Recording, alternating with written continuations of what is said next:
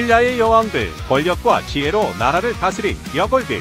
신라는 한국 역사에서 유일하게 여왕이 통치했던 왕국으로서 고대 사회의 엄격한 남성 중심 권력 구조 속에서도 여성 지도자가 탄생하고 권력을 행사할 수 있었던 독특한 배경을 가지고 있습니다.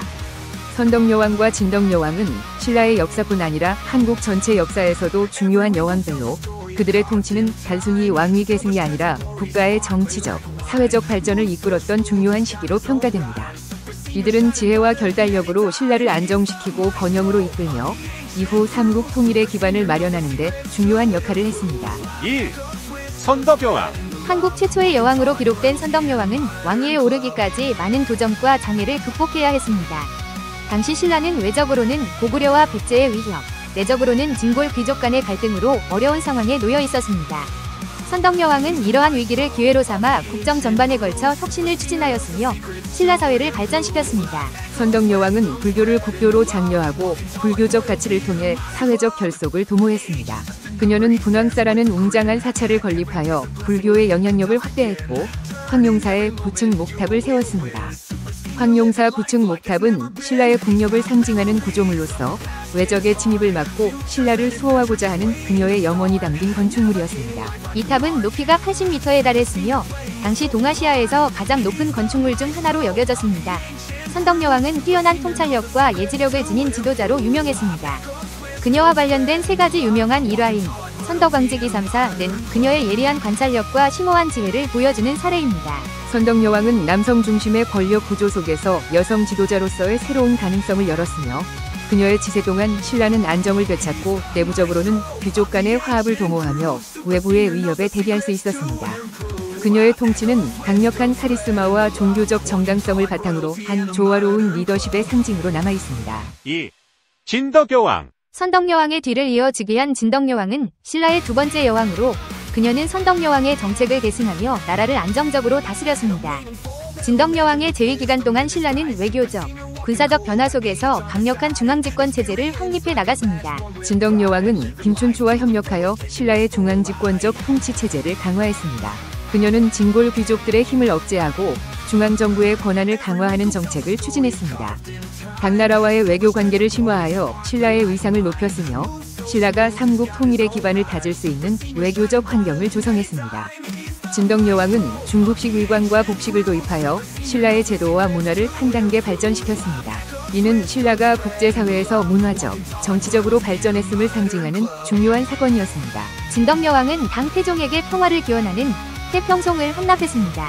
이는 신라와 당나라의 우호관계를 더욱 공고히 하여 외부의 위협으로부터 신라를 지키기 위한 외교적 방책이었습니다.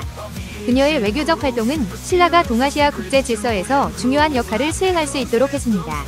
그녀는 신라의 안정을 도모하고 중앙집권적 정치체제를 강화함으로써 이후 김춘추가 삼국 통일을 추진할 수 있는 기반을 마련했습니다. 3. 진성여왕. 진성여왕은 신라의 제51대 국왕이자 한국사에 등장하는 마지막 여왕이다. 병문왕과 문희왕후의 소생이다. 둘째 오라버니인 정강왕이 후사를 남기지 못하고 죽자 정강왕의 유지에 따라 887년 음력 7월 즉위하였다. 삼국사기와 삼국유사는 진성여왕을 상당히 비판적으로 보고 있다. 삼국사기는 진성여왕이 의웅이 죽은 뒤 젊은 미남 두세 명을 남몰래 불러들여 음란하게 지내고 그들에게 요직을 맡기면서 국정이 문란해졌다고 기록하고 있다. 그래서 거리에 국정을 비판하는 글이 붙을 정도로 민심이 크게 동요했다고 한다. 삼국유사에는 유모인 부호부인과 그의 남편인 위용 등 서너 명의 총신들이 권력을 마음대로 휘두르며 국정을 어지럽혀 도적들이 벌떼처럼 일어났다고 적혀있다. 그러나 최치원의 사사위표에는 진성여왕이 사심이 없고 욕심이 적으며 몸에 병이 많아 한가함을 좋아하고 말해야 할 때가 된 뒤에야 말을 하고 한번 뜻한 바는 빼앗지 못하는 굳은 의지를 지닌 인물로 기록되어 있다. 최치원이 쓴 양위표나 낭해화상 답비 등에서도 진성여왕을 성군으로 묘사하고 있다. 4. 여왕의 통치 배경과 의의. 신라에서 여왕들이 통치할 수 있었던 배경에는 여러 가지 요인이 있습니다. 먼저 신라의 진골 귀족 중심의 권력 구조가 중요한 역할을 했습니다. 신라는 혈통에 따라 왕위를 계승했기 때문에 왕족 여성도 왕위에 오를 수 있는 가능성이 열려 있었습니다. 이는 다른 삼국과 구별되는 신라의 독특한 정치적 특징이었습니다. 또한 불교의 영향도 컸습니다. 신라는 불교를 국교로 삼아 사회를 통합하고자 했으며 불교의 평등사상은 여성의 지위를 높이는 데 기여했습니다. 불교적 가치관 속에서 여성도 중요한 역할을 할 수 있다는 인식이 있었기 때문에 여왕의 즉위가 가능했습니다. 특히 선덕여왕과 진덕여왕 모두 불교를 적극 장려하며 국정을 안정시키고자 했습니다. 마지막으로 당시 위기 상황에서의 지도력 필요성도 여왕의 등장을 가능하게 했습니다. 선덕여왕의 즉위 당시 신라는 외부로는 고구려와 백제의 위협, 내부로는 귀족 간의 갈등으로 인해 혼란스러웠습니다. 이러한 위기 상황에서 선덕여왕의 부드러우면서도 단호한 지도력이 신라를 안정시키는 데 중요한 역할을 했습니다. 오, 신라 여왕들의 역사적 의의. 신라의 여왕들은 단순히 여성 지도자라는 의미를 넘어 당대의 정치적, 외교적, 문화적 변화를 이끌었던 중요한 리더였습니다. 이들의 치세는 신라가 삼국 통일의 기틀을 마련하는 데 중요한 역할을 했습니다. 선덕여왕과 진덕여왕의 통치는 삼국시대의 복잡한 권력관계 속에서 신라가 외세에 맞서고 내부적으로는 중앙집권화를 이루어내는 데 큰 기여를 했습니다. 선덕여왕의 건축 사업은 신라의 불교적 정체성을 강화하고 진덕여왕의 외교적 노력은 신라가 국제사회에서 인정받는 국가로 자리매김하게 했습니다. 이들의 업적은 신라가 고대 동아시아에서 중요한 역할을 수행할 수 있도록 했으며 여성 지도자로서의 가능성을 보여주었습니다. 또한 그들의 통치는 현대에도 여성 리더십의 상징으로 평가받으며 많은 이들에게 영감을 주고 있습니다. 선덕여왕의 예지력, 전설로 남은 위대한 예언과 그 진실. 선덕여왕은 신라 최초의 여왕으로 그녀의 예지력과 관련된 3가지 유명한 일화가 전해집니다. 이들은 선덕왕직 234로 불리며 그녀의 지혜와 통찰력을 보여주는 사례로 알려져 있습니다. 1. 모란꽃 그림과 향기 예측. 당나라 태종이 붉은색, 자주색, 흰색의 모란꽃 그림과 그 씨앗을 선덕여왕에게 보냈습니다. 여왕은 그림을 보고 이 꽃은 필시 향기가 없을 것이다 라고 말했습니다. 그 이유는 그림의 벌과 나비가 없었기 때문입니다. 실제로 씨앗을 심어 꽃이 피었을 때 향기가 없었습니다. 이는 선덕여왕의 세심한 관찰력과 분석적 판단력을 보여주는 일화로 평가됩니다. 2. 개구리 울음과 백제군의 침입 예측. 경주 영묘사 옥문지에서 겨울철에 개구리들이 모여 3일 동안 울어댔습니다. 이를 이상하게 여긴 신하들이 여왕에게 보고하자 여왕은 이를 백제군의 침입 징조로 해석했습니다. 여왕은 알청과 필탄에게 정예병 2,000명을 이끌고 서쪽 교회의 여근곡으로 가서 적군을 섬멸하라고 명령했습니다. 그 결과 백제군 1,700명을 격퇴할 수 있었습니다.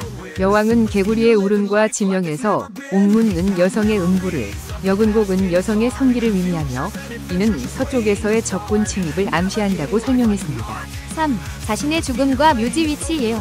선덕여왕은 자신의 죽음을 예감하고 도리천에 묻히기를 원한다고 했습니다. 그러나 신하들은 도리천이 어디인지 몰랐습니다. 여왕은 내가 죽은 후에 알게 될 것이다 라고 말했습니다.